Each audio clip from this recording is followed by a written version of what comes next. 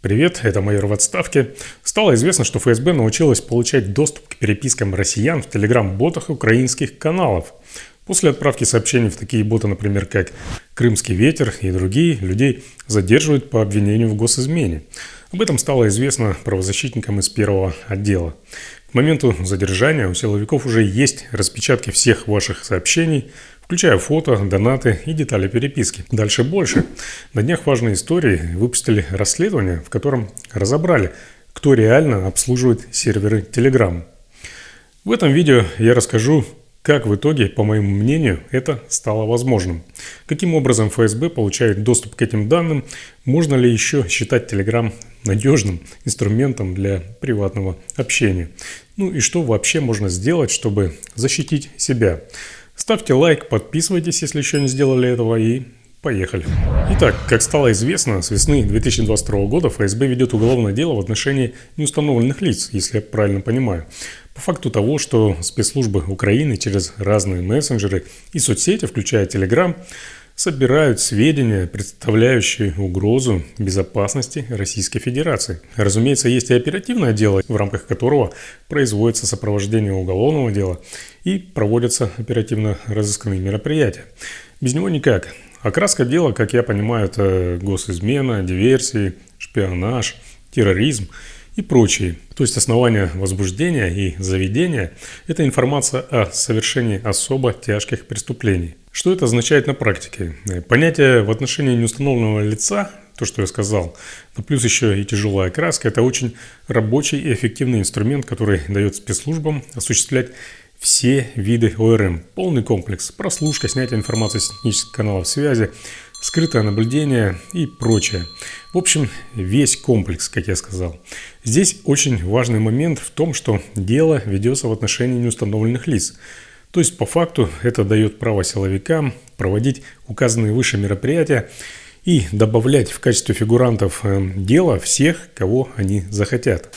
Ну вот, например, вы состоите на каком-нибудь учете там, в местном ФСБ или в центре за какой-нибудь пикет в поддержку Навального или других политзаключенных, которые вы давно-давно проводили. В рамках этого дела ФСБ без каких-либо юридических оснований может поставить вас на уши. То есть прослушать ваш телефон или вести наружное наблюдение. И не важно, что вы не совершаете ничего, даже того, что они считают экстремизмом. Основания для себя вести в отношении вас разработку они уже нашли. И основание это как раз это вот именно то дело, которое заведено в Москве в отношении неустановленных лиц. Если информация в отношении вас или в отношении какого-то другого фигуранта подтверждается, то есть если в ходе прослушки, наружки или иного ОРМ ФСБ выяснили, что вы совершили что-то, по их мнению, противозаконное, то в отдельное производство из того самого основного большого дела выделяется уголовное дело в отношении вас. Или же оперативные материалы для заведения в отношении вас уже оперативного дела направляются в соответствующий территориальный орган, где разработку будут вести уже местные гестаповцы. Именно так это и работает на практике с этим большим уголовным делом, как сообщает первый отдел. Сначала человек просто отправляет сообщение в какой-нибудь телеграм-бот какого-нибудь украинского телеграм-канала. Потом через несколько месяцев к человеку приходит уже с обыском на руках распечатка все его переписки, всех фото и сообщений из Telegram. При этом на данный момент в открытых источниках нет никакого четкого понимания, как именно ФСБ получает эти данные. Проблема в том, что суды по этим делам проходят в максимально закрытых режимах, и поскольку данная категория дел подразумевает наличие секретных материалов. Почему с обыском приходят через несколько месяцев только? Ну, вы понимаете, что обыск проводится в рамках только возбужденного уголовного дела. Ну, то есть, как я это понимаю, сначала материалы из Москвы, из главного этого большого дела направляют в территориальный орган. Этот территориальный орган проводит разработку, то есть оперативно-розыскные мероприятия проводят в отношении вас в рамках оперативного дела. Затем, когда уже они собрали все материалы, необходимые для возбуждения в отношении вас уголовного дела, из этого оперативного дела берутся материалы, и на основании их уже возбуждается уголовное дело. Ну, может, конечно, происходит все немножко по-другому. Может, все расследование все это время проводится в рамках уголовного дела. Следователь накапливает какие-то материалы, собирает доказательства и так далее. И поэтому, то есть именно такой срок в течение нескольких месяцев им требуется для того, чтобы потом уже прийти к вам со всеми доказательствами и с обыском. Основной источник доказательств в таких делах – это содержимое Telegram, включая обычные переписки с ботами, подписки на каналы.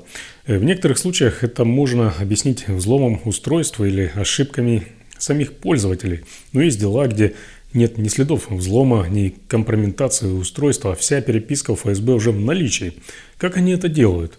Дальше мое мнение на этот счет. Для начала скажу прямо. На момент начала 2019 года, когда я еще служил в органах, российские спецслужбы не могли читать переписку в Telegram.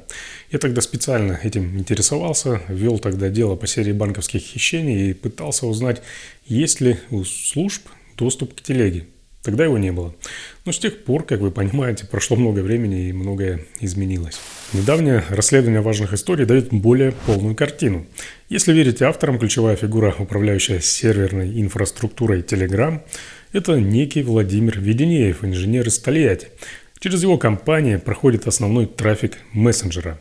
Причем эти фирмы не просто обслуживают Telegram, они параллельно работают на ФСБ, участвуют в монтаже каких-то там каналов связи и имеют контракты с управлением делами президента. То есть, если коротко, Telegram фактически завязан на подрядчиков российских спецслужб. В общем, у меня было до статьи от важных историй несколько версий того, как ФСБ удается получать переписку из Telegram. Потом я сократил эти версии до двух основных, но о всех версиях я все равно кратко сейчас расскажу, прежде чем останавливаться на двух основных. Первая версия. ФСБ взломала или иным негласным путем получила доступ к серверам Telegram, где тупо добралась до ключей или до ключей и до нужных сообщений одновременно. Это теоретически возможно, ведь, как вы знаете, взламывают сейчас все. Если они, например, получили доступ только к ключам, то им не обязательно вытаскивать с серверов сами сообщения. Достаточно задействовать перехват интернет-трафика, который мониторится ими в реальном времени постоянно. Как работает, кстати, перехват, я уже говорил в другом своем видео, ссылки будут в описании. Далее перехватили сообщения, подставили ключ и все. Вся переписка читается. Цифровой мир без иллюзий. Ну, а если и ключи, и сообщения, то у них вообще получается двойной бонус. Вторая версия. Telegram тупо сотрудничает с ФСБ и сливает по их запросу все, что нужно. Сообщения, переписки с ботами и так далее. Или же просто передает им ключи от переписки нужных им каналов. Здесь все просто, можно дальше не разжевывать. Третья версия. ФСБ или смежная служба разработали и внедрили специальное шпионское программное обеспечение, нечто вроде израильской Pegasus, которым они заражают определенные смартфоны, после чего получают полный доступ не только к переписке в Telegram, но и вообще ко всему, что пользователь делает на своем телефоне. Импортозамещение, черт возьми. Но версия со шпионским софтом не объясняет, почему обнаруженная в уголовных делах переписка относится исключительно только к Telegram, а не к другим мессенджерам. Ведь если телефон заражен таким шпионским софтом, то доступ есть ко всему абсолютно, включая полностью все, что отображается на его экране. Так что пока такой вариант, по моему мнению, маловероятен. Но, возможно, нам известно еще не все. Блин, звучит как сценарий какого-то дешевого сериала. Четвертая версия. Пользователи, которые стали жертвами ФСБ, сами не соблюдали цифровую гигиену и скомпрометировали себя сами. В результате чего ФСБ получили доступ к их телеграм-аккаунтам и ко всей переписке. Например, если вы не используете двухфакторку, то есть облачный пароль в Телеграме, то к вашему аккаунту и ко всей вашей переписке легко получить доступ, перехватив, например, код активации, который будет отправлен вам по СМС, и то есть разместить ваш аккаунт на другом устройстве. Достаточно просто поставить ваш телефон на прослушку, что для ФСБ не составляет труда, и это СМС-кодом будет у них в руках. Со мной был такой случай в начале 2022 года, кстати. Мой телефон тогда находился на прослушке, то есть меня прослушивали. Поздно ночью ФСБ, как я понимаю, попытались активировать мой аккаунт на другом своем устройстве. Они перехватили смс с кодом, который мне отправил Telegram, ввели его верно. Об этом мне, кстати, сообщил сам Telegram, но споткнулись об облачный пароль. В общем, клоуны. Пятая версия немного конспирологическая, но все же. ФСБ или там другая спецслужба завербовала кого-то из числа администраторов указанных украинских телеграм-каналов, через которых и получает доступ ко всей переписке. Версия почти фантастическая, но я ее тоже решил рассмотреть. В этой жизни удивляться уже нечему. Вербовка или внедрение агента в команду администраторов какого-нибудь паблика или группы – это классика жанра для спецслужб. Если бот устроен примитивно, а админ не слишком заморачивается безопасностью, через него действительно можно как-то получить логи и часть переписок пользователей. Такие прецеденты, насколько я помню, в Telegram уже бывали. Но массово реализовать такую схему сложно. Для множества уголовных дел потребовалась бы целая сеть завербованных админов. К тому же любые регулярные утечки быстро вызвали бы подозрения у самих украинских каналов, и их бы тупо всех выявили. И, наконец, шестая версия. ФСБ внедрили в персонал Телеграма или завербовали там агента или агентов, которые делают то, о чем я уже сказал выше. То есть сливают либо ключи, либо и ключи, и сообщения, либо, что куда проще, внедрили в серверную часть либо специальную аппаратуру, либо специальное ПО, которое и перехватывает трафик Телеграма прямо там, на серверах, в реальном времени, с ключами и всем, что только можно. Все это, разумеется, тайна. То есть работает агент или агенты, которые за вознаграждение сотрудничают с ФСБ, что дает спецслужбе возможность читать и фиксировать переписку любого человека. Работа мечты, как говорится. После выхода расследования от важных историй я оставил только две основные версии, которые, по моему мнению, действительно объясняют происходящее. Одна из них – это то, что Веденеев и есть тот самый агент ФСБ, который работает внутри Telegram, и, возможно, все это происходит вне ведома Дурова. И вторая версия, что Дуров сам осознанно сотрудничает с ФСБ. А Веденеев просто выполняет техническую сторону вопроса, являясь как бы связующим звеном во всей этой коммуникации. Ибо не так просто он туда был поставлен.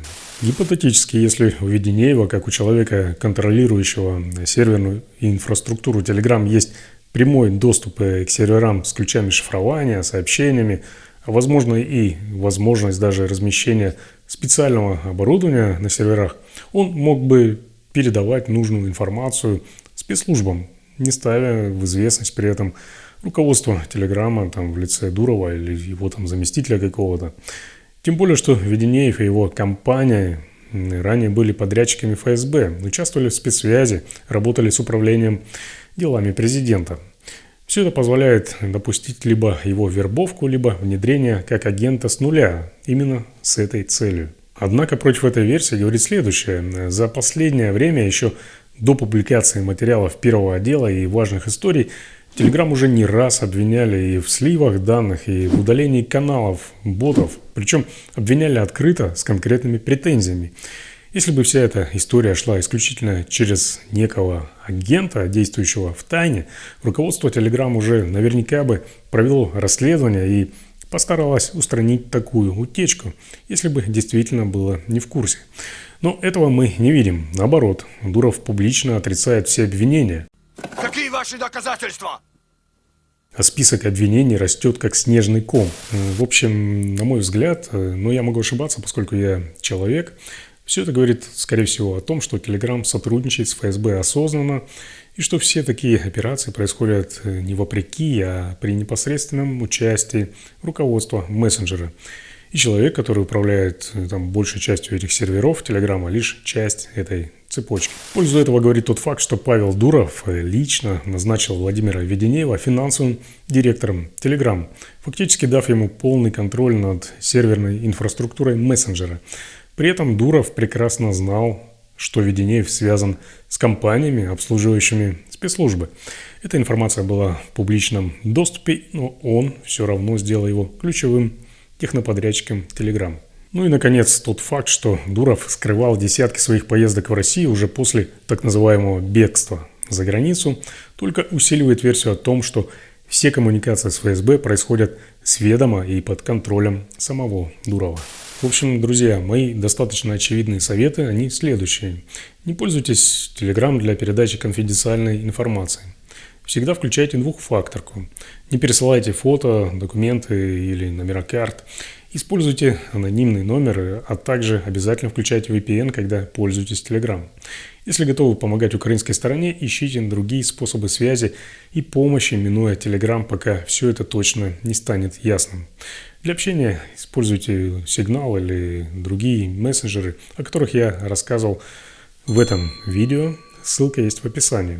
В отличие от Telegram, мессенджеры вроде Signal не хранят сообщения на своих серверах и используют реальное сквозное шифрование. Даже админы сервиса не могут их расшифровать. У меня на сегодня все. Спасибо, что досмотрели это видео до конца. Если вы вдруг забыли или не знали, да потом еще и забыли, напомню, что меня зовут Олег Кашинцев, я бывший оперативник, майор полиции в отставке из Ярославской области.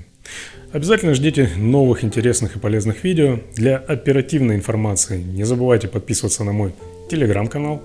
Ссылка есть в описании. Информация там обновляется каждый день. Ну и как всегда, ставьте лайки, делитесь этим видео и подписывайтесь на этот канал. Здесь вас никто не обманет.